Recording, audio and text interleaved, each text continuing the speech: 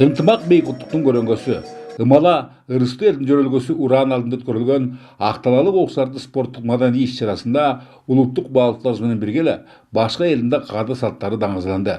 Көпчүлүктүн көңүлүн айрыкча Кайыңды булак айылынын тургуну Бактыгүл Рыскуловага куп жарашкан элечеги жана ага жараша шөөкөттөлгөн кыргыз келиндеринин кийим кечелери бурду. Баарысын тең өз колу менен тигип, кандай жакшылык болбосун алардын үстүнөн түшүрбөйт.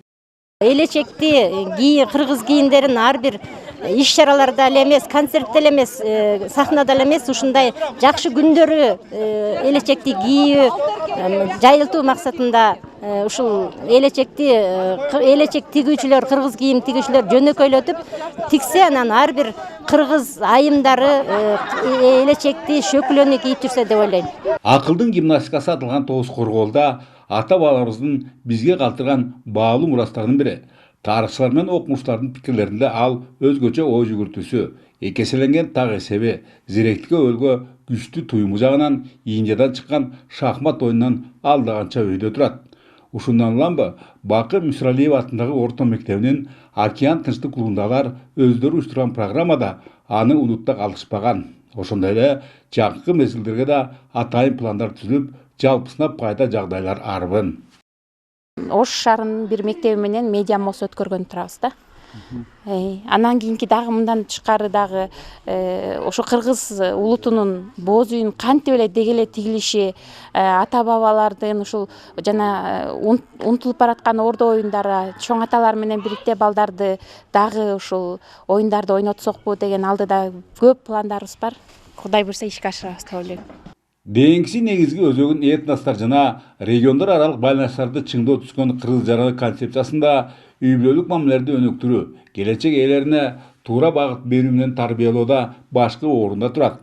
Андыктан Океан тынчтык клубундагылар демилгелеген атам, апам жана мен эстафеталык жарышы улуусунун да кичүүсүнүн да жаркын жазды. Эң башкысы анын жүрүшүндө ата менен баланын, эне менен кыздын, жалпылап айтканда үй бүлөнүн ынтымагы бекемдеп, жеңишти биргелешип жаратуу далалаты күч болду. Азыркы иш-чара бизди ата-энелер, балдар арасында бизди жакшы бириктирди. Азыркы маалдары билесиздер, көрүп жатканыңыздардай эле телефондордун аркысында балдар чыкпай калды. Ошолордун улам ата-эне ошо балдарына көңүл бурбай калды. Ошону бирге спорт менен заниматься болбой калды да биздечи. Ушул эмелердин артынан биз балдарыбыз менен бир мамлекетте болуп, үйдө бир гана үйдө эмес иш-чараларга катышып турсак, эртеңки келечегибиз болушу мүмкүн да бизге.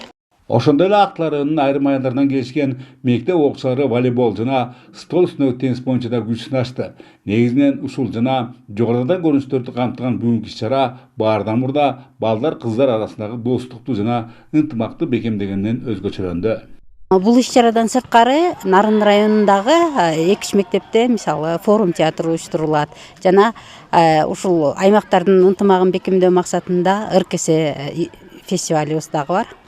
Буюрса анан ата-энелер менен балдардын ортосундагы ынтымакты бекемдөө максатында атайын семинарлар уюштурулат.